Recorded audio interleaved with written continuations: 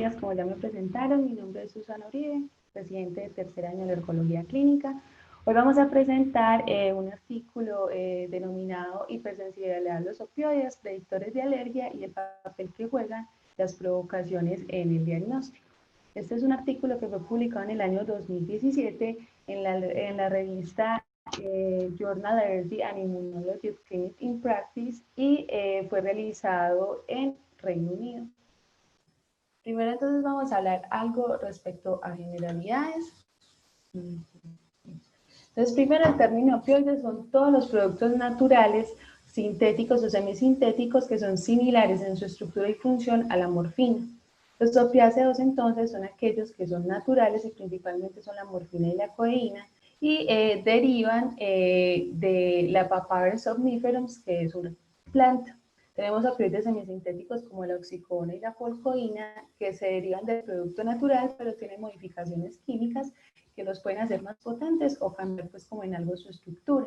Y por otro lado tenemos los opioides que son totalmente sintéticos, que son el fentanilo y la petidina, que se sintetizan artificialmente a partir de productos químicos, no derivan de ningún opiáceo natural, pero su función y la unión a sus receptores es similar. Esta tabla la traigo para ilustrar la cantidad de opioides que tenemos pues, en el mercado y que también existe una forma de clasificarlos según su estructura, en difenilpentenos, en fenaterenos y en fenilperidinos. Estos van a involucrar tanto semisintéticos, sintéticos o naturales y sus efectos respecto a los receptores va a ser diferente de acuerdo pues como a cada opioide. Entonces, los opioides se unen a receptores específicos que se pueden encontrar principalmente en el sistema nervioso, aunque están en otros tejidos. Existen tres clases principales que son los mu, los kappa y los delta. Sin embargo, hasta la fecha se han descrito hasta 17 receptores. A su vez, los mu tienen tres subtipos que son el 1 y el 2 y recientemente descrito el tipo 3.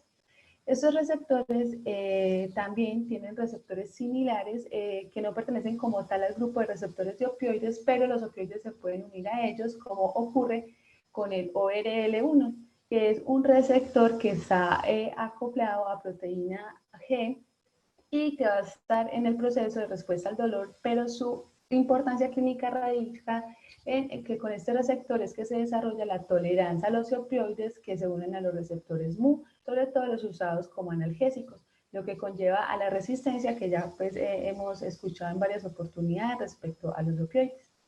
Todos los receptores que acabo de mencionar están ligados a la proteína G y esto inhibe o disminuye el AMP cíclico, lo que se ve reflejado en un cierre de los canales de potasio, una apertura de los canales de calcio y esto, todas estas acciones en conjunto lo que van a hacer es disminuir la excitabilidad neuronal, lo que se ve clínicamente reflejada en la depresión del sistema nervioso y en los efectos analgésicos que tienen estos medicamentos. La alergia como tal a los opioides es una de las etiquetas que más está presente cuando se deriva un paciente con alergias. Este es un reporte que se hizo en Estados Unidos hasta el año 2019, donde se encontró que de las etiquetas de alergia, los opioides eran los cuartos medicamentos involucrados, luego de la penicilina, de las sulfonamidas y los AINES. De estos opioides, la codeína, la morfina y la peridina fueron los que más se reportaron o fueron involucrados en reacciones de alergia o supuestas reacciones de alergias. Vamos a ir viendo esto como algo. También era frecuente encontrarlo implicado en casos de anafilaxia y se estima que se encontró en 9.8 casos por cada 10.000 casos reportados. Sin embargo, cuando tratamos de mirar qué se sabe sobre el tema como tal de hipersensibilidad inmediata, en realidad la hipersensibilidad inmediata a los opioides IgE mediada es muy rara y muchas reacciones se explican es por la propiedad intrínseca de los opioides que son degranulantes inespecíficos de los mastocitos. Ahorita vamos a mirar un poquito de esto. Las pruebas entonces de opioides hace que sean limitados y en realidad cuando se miran los registros la provocación con los medicamentos es infrautilizada. Este artículo que espera entregarnos a nosotros pues a nuestro conocimiento, ellos desde un comienzo empiezan a afirmar que la alergia a los opioides como tal está sobrediagnosticada, que en realidad la provocación se realiza en un pequeño grupo y como vamos a ir mirando en el transcurso de la charla, el angioedema y la hipotensión en la reacción índice nos aumenta la probabilidad de que en realidad sea una alergia a los opioides. La mayoría de los pacientes que son alérgicos, como vimos en el reporte y como vamos a ver más adelante, lo refieren a codeína y morfina, y se hipotetiza que al ser estos naturales pudieran estos pacientes tolerar como alternativa terapéutica opioides sintéticos como el fentanilo. El consumo de los opioides ha aumentado drásticamente en los últimos 20 años. Se estima que la demanda de opiáceos en base de morfina aumentó hasta 416 toneladas. Estos son datos del 2014. De hecho, ahorita países como Estados Unidos están en un problema grave por la demanda de opiáceos y todas las reacciones adversas que están involucradas. Y a pesar de este aumento tan dramático, cuando se hacen estudios juiciosos, en realidad la alergia IgE mediada, o sea, las reacciones de hipersensibilidad inmediatas, son poco frecuentes. Algunos estudios implican que los opioides están en alrededor del 2% de la anafilaxia perioperatoria y que la mayoría de las reacciones a opioides no son IgE mediadas, sino que se deben a una degranulación directa de los mastocitos. Hay dos hipótesis que se plantean sobre la posibilidad de los opioides o el efecto que tienen sobre los mastocitos. La primera es que se ha encontrado que algunos mastocitos cutáneos tienen receptores MU tipo 1 y receptores delta para opioides. Una vez se une el opioide a estos receptores, genera el aumento de la fosfolipasa C-gamma2, lo que lleva a un aumento del calcio intracelular, a cambios conformacionales, y eso lleva a la liberación de elementos programados, especialmente la liberación de histamina. Eso se va a ver clínicamente reflejado en todo lo que conocemos alrededor de la histamina, que es la vasodilatación, la formación de abones, prurito, en algunos casos rash. También se plantea la posibilidad de que estos opioides tienen la capacidad de unirse al receptor MGRPX, que también genera una liberación de la histamina a través del mismo mecanismo que les expliqué anteriormente. Este receptor se ha descrito para diferentes medicamentos, incluyendo las quinolonas y los relajantes neuromusculares, y también con los opioides.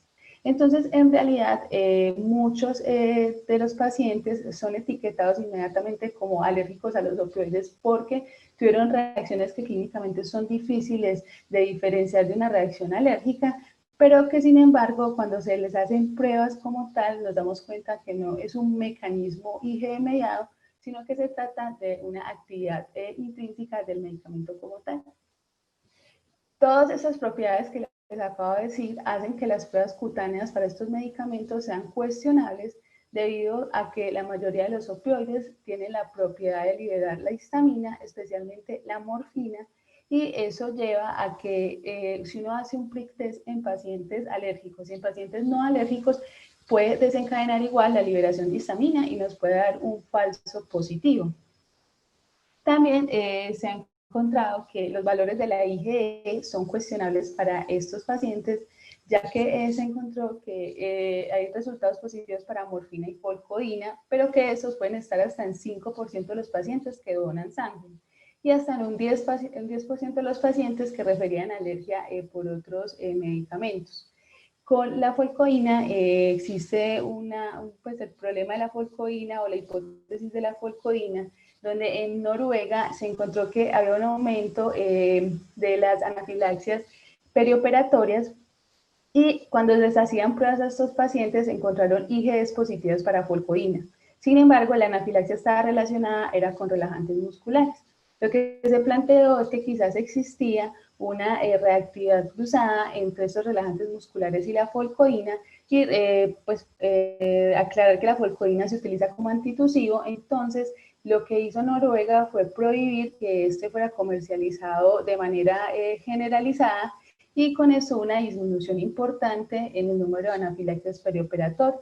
Se estima o dan aproximaciones de que un paciente con una IgE positiva folcoína aumenta hasta 100 veces el riesgo de tener reacciones con relajantes musculares en procedimientos quirúrgicos. Entonces, si bien el prick test y la detección de IgE, no, como les expliqué, tienen diferentes problemas y su especificidad y sensibilidad no es tan alta, sí existen diluciones que están aprobadas y se pueden considerar para los estudios. Sin embargo, el diagnóstico y el estándar de oro para generar, pues como la etiqueta en los pacientes, es la provocación. Solo para ilustrarles, traigo esta tabla donde se muestran las diferentes presentaciones que tienen los opioides, las diferentes concentraciones y las diferentes dosis, y esto para recalcar que se debe hacer un análisis muy individualizado de cada paciente y eso implica que se haga una estratificación del riesgo muy juicioso para poder llevar con éxito las pruebas de provocación, ya que los opioides, como hemos visto, tienen múltiples efectos adversos que nos pueden confundir. Entonces, ¿cómo afecta este estudio las pautas de gestión actual? La provocación para los opioides definitivamente puede ayudar a que se evite un sobrediagnóstico o un diagnóstico incorrecto. Vamos a mirar entonces cómo el angioedema y la hipotensión en la reacción índice nos van a guiar hacia la alta probabilidad de alergia verdadera y como les dije, cuando la provocación es realizada por un equipo experimentado y cuando se hace una estratificación del riesgo con protocolos individualizados según el medicamento del paciente, estos son muy seguros. Es muy difícil diferenciar entonces, como ya habíamos mencionado, los síntomas alérgicos por todas las propiedades que tienen, como pues, tienen los opioides, y aparte de eso que hay pocos datos publicados. Definitivamente cuando uno mira en la literatura, la provocación está infrautilizada, en la mayoría de casos quedan como historias anecdóticas y simplemente al paciente se le prohíbe el uso nuevamente de opioides, lo que restringe mucho para los médicos el manejo de patologías, sobre todo del dolor o en instancias de operaciones. En nuestra práctica, entonces, la sospecha se hace, pues la sospecha se da y la revisión y el diagnóstico se basa en una historia clínica, en conocer la farmacología de cada uno de los medicamentos y en algunas ocasiones los niveles de triptasa y las pruebas de alergias nos van a ayudar pues a complementar. Entonces, este estudio es un estudio retrospectivo, es pragmático y lo que buscó fue evaluar las características clínicas de la alergia a los opioides y qué resultados había cuando los pacientes se les realizaba una prueba de provocación. Los métodos, entonces ellos hicieron una revisión de los registros disponibles de pacientes que estuvieran referidos con sospecha de alergia asociada a los opioides. Se hizo en 2 ciudades, en Londres y en Cambridge, y se hizo en un periodo entre el 2008 y el 2016. Esto incluyó pacientes que se sometieron a la prueba de provocación y 4 de los pacientes no requirieron la prueba de provocación, sino que fueron diagnosticados clínicamente, ya que tenían una anafilaxia grave y se evitó pues como el riesgo de someterlos a una nueva exposición. Los datos que extrajeron y que quisieron analizar como variables de asociación fueron el género y la edad, cuál era el opioide implicado en la reacción alérgica, para qué estaba siendo usado, en qué contexto estaba siendo usado, cuáles eran los síntomas índices, si tenían o no otros agentes administrados, pacientes si tenían o no el antecedente de una urticaria crónica espontánea. También se miró si el paciente tenía registro de IgE para opioides. Algunos tenían niveles basales de triptasa y también se miraron los síntomas y los resultados una vez hecha la provocación. El prick test entonces se realizó solo a pacientes con sospecha de alergia al fentanilo del tramadol. ¿Eso por qué? Porque estos opioides, a diferencia de la morfina y los otros que miramos pues en las clasificaciones, no tienen esa capacidad de la liberación directa de histamina. Por tanto, nos daría mayor especificidad y sensibilidad para un prick test. Las concentraciones que se utilizaron para el tramadol fueron de 55 miligramos mililitro y para el fentanilo 0.05 y 0.005. Esto para prick test y también para intraérnicas respectivamente. Las mediciones de las muestras también se hicieron pues IG específicas para polcoína y morfina y los opioides que fueron probados en la provocación fueron codeína, fentanilo, mectacinol, morfina, oxicodona, pentilina, tramadol, papavertenum, que es una mezcla de la morfina, codeína y papaverina. Los pacientes entonces fueron agrupados según el entorno. Se miró en las historias si esto ocurrió durante la anestesia o cuando el paciente estaba consumiendo para analgesia o como agente antitusivo. Se miró si el paciente estaba ambulatorio o paciente hospitalizado. Las reacciones se clasificaron según los criterios de definición de anafilaxia. Se miraron los síntomas principales a nivel cutáneo, respiratorio, gastrointestinal, si tenían o no hipotensión, y otros que eran si el paciente presentaba cefalea, si el paciente presentaba desubicación, si, pues como síntomas que no están dentro del proceso de la definición de anafilaxia y se les consideró como otros. Todos los pacientes entonces debían o fueron sometidos, pues cuando se analizan las historias clínicas, a una provocación con el opioide de la reacción índice. Las drogas se administraron de forma gradual en los intervalos de 30 a 60 minutos. Ellos simplemente especifican la morfina, que se dio 5, 10 y 20 miligramos, y la codeína, que se administró 7.5, 15 y 30 miligramos. Cada uno de los protocolos se ajustó dependiendo de la estratificación del riesgo de cada paciente. El estudio, entonces, como ya hemos mencionado, fue en realidad una revisión retrospectiva. Se hizo un análisis de asociación donde se trataron de evaluar variables asociadas y variables independientes. Se evaluaron variables categóricas y continuas. Las categóricas se expresaron en números porcentaje y las continuas como mediana en un rango. El examen exacto fue Fisher e independiente y el valor de P menor de 0.05 fue considerado como estadísticamente significativo.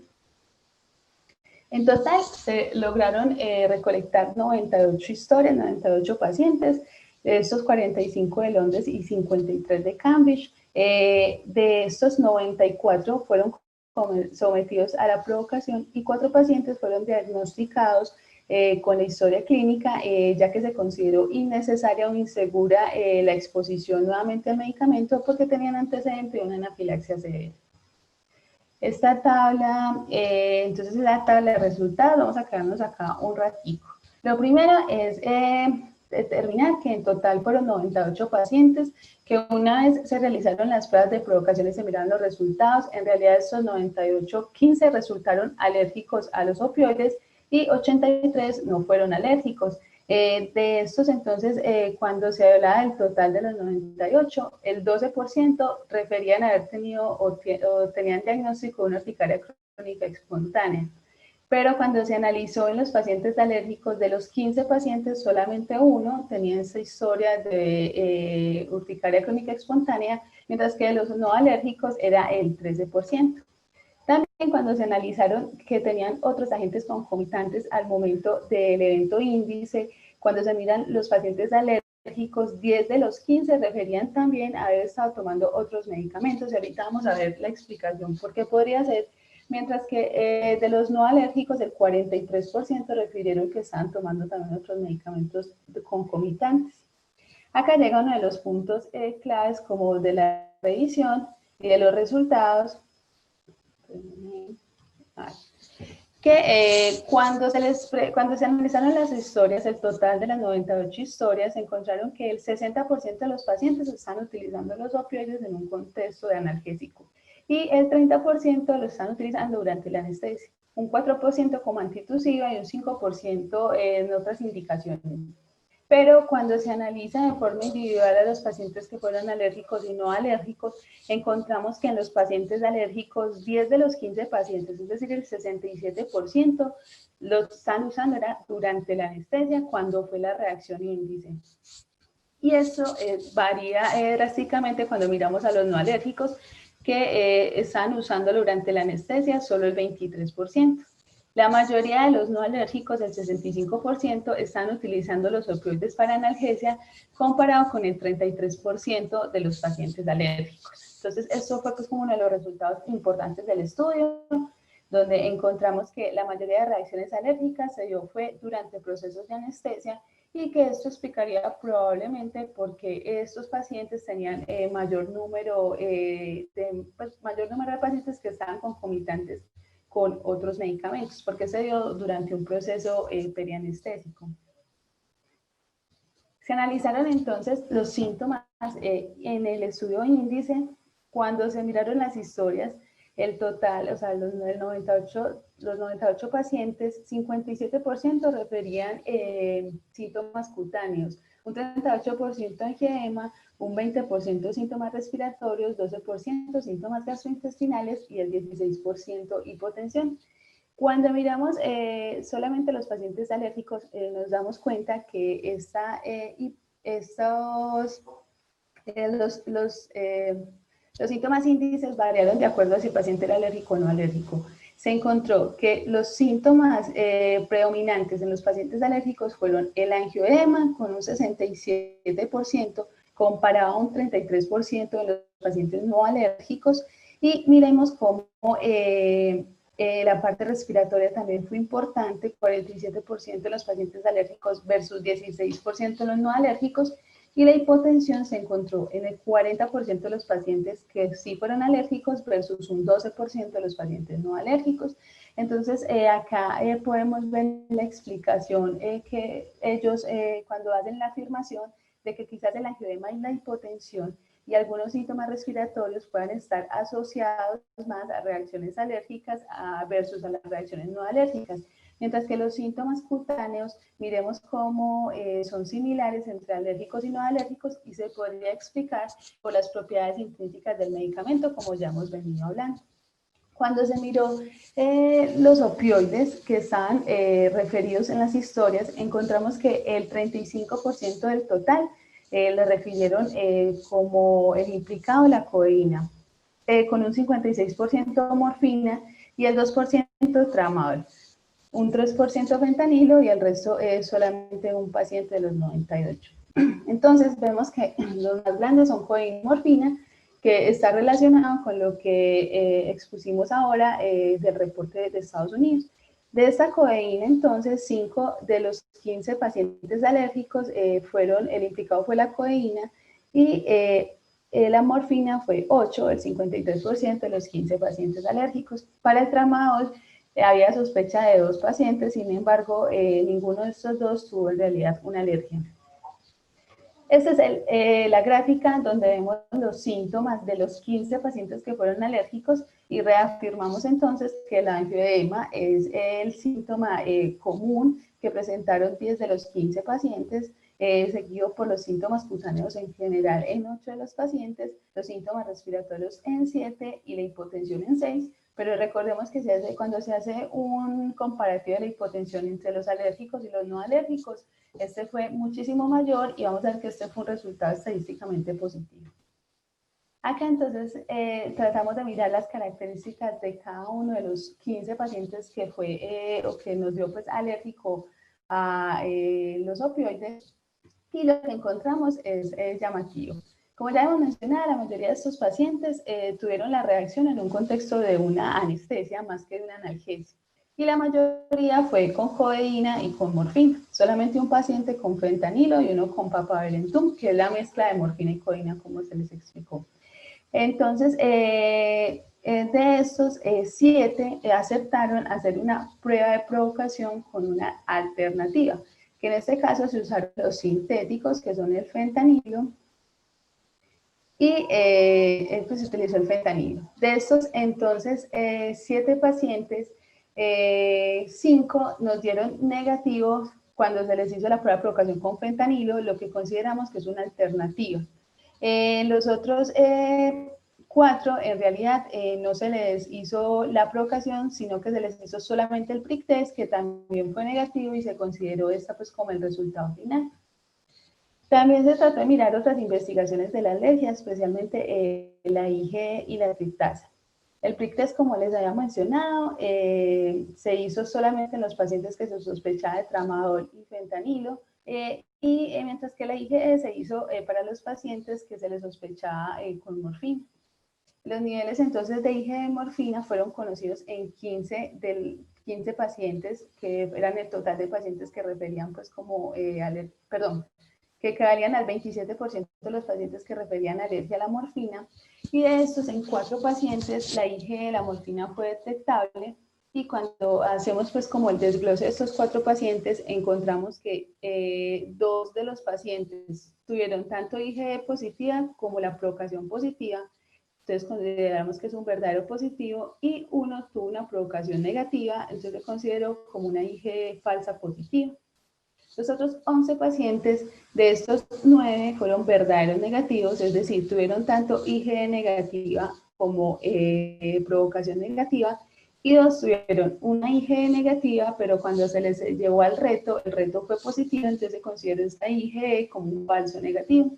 En realidad esta es una pequeña cohorte, solamente 15 pacientes, pero cuando miramos la literatura es de las más completas, en realidad es muy poco reportado, y se hizo pues el análisis de que la sensibilidad y la especificidad para IgE de morfina fue del 50 y el 82% respectivamente.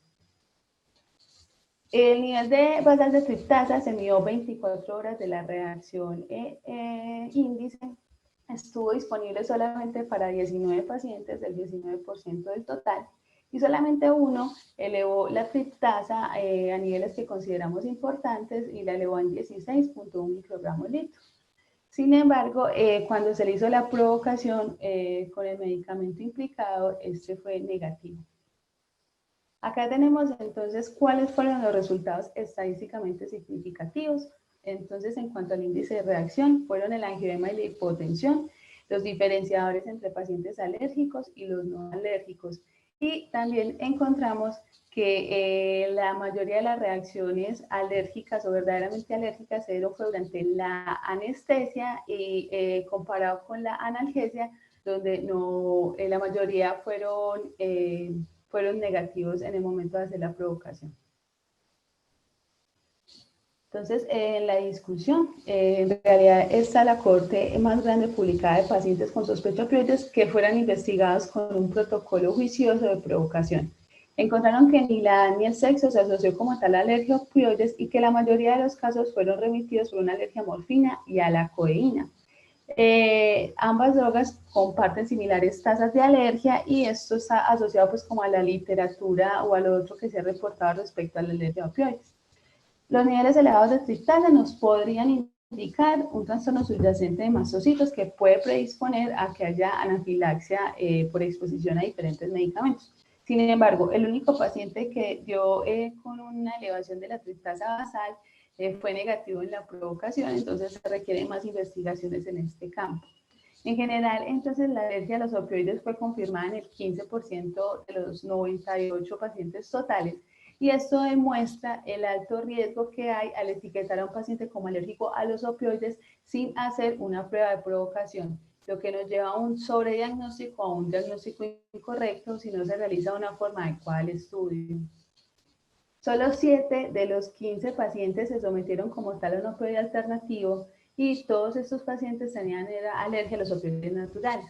Toleraron de una forma adecuada los opioides sintéticos, el fentanilo. Esto nos podría sugerir que la reactividad cruzada entre los sintéticos y los opioides naturales es muy rara, o según ese estudio no existiría. Sin embargo, hay casos aislados y uno tendría que mirar si se debe más a un trastorno de base que lo podría explicar y no a una reactividad cruzada estructural. Curiosamente, los pacientes que recibieron los opioides para analgesia fueron significativamente menos propensos a la alergia a opioides, y esto fue contrario en los pacientes que recibieron los opioides durante la anestesia. Por tanto, se podría decir que la mayoría de los pacientes que tenían reacciones alérgicas a los opioides, estas se dieron durante el proceso perioperatorio. Cuando analizamos las pruebas, nos encontramos que son seguras, las pruebas de provocación nos encontramos que son seguras cuando se realizan después de una estratificación adecuada del riesgo. Entonces, de todas las pruebas de provocación positivas, el 72% desarrollaron una urticaria, el 18% desarrollaron angioedema, otro 18% desarrolló una erupción eritematosa y un 9% desarrolló sibilancia. Todas las reacciones fueron leves, incluso en pacientes que tenían antecedente de una anafilaxia grave. Entonces, ¿qué concluye este estudio? Que es la cohorte más grande de pacientes con sospecha de alergia a opioides que se ha descrito, y sobre todo que tuvo pues en cuenta la provocación, que definitivamente esta es la clave para el diagnóstico, y es muy importante realizarlos con el de la reacción índice, porque vemos que existen diferentes falsos positivos durante las pruebas antes de la provocación. Es muy importante mirar las circunstancias que nos puede ayudar la tritasa, pero que definitivamente debemos guiarlo todo y enfocarlos una vez tengamos la prueba de provocación positiva. Que solo el 15% de la cohorte fue diagnosticada como alergia a los opioides, y eso enfatiza la importancia de realizar de una forma muy juiciosa todo el proceso diagnóstico para prevenir un sobrediagnóstico o un diagnóstico errado y sus secuelas para el sistema de salud y para el paciente como tal. Definitivamente entonces esta provocación es segura, no ocurrieron reacciones graves, pero siempre individualizar a cada paciente, porque recordemos las múltiples dosis que se utilizan para estos medicamentos, y se debe tener muy en cuenta cuál fue el tipo de reacción previa. Y listo, muchas gracias.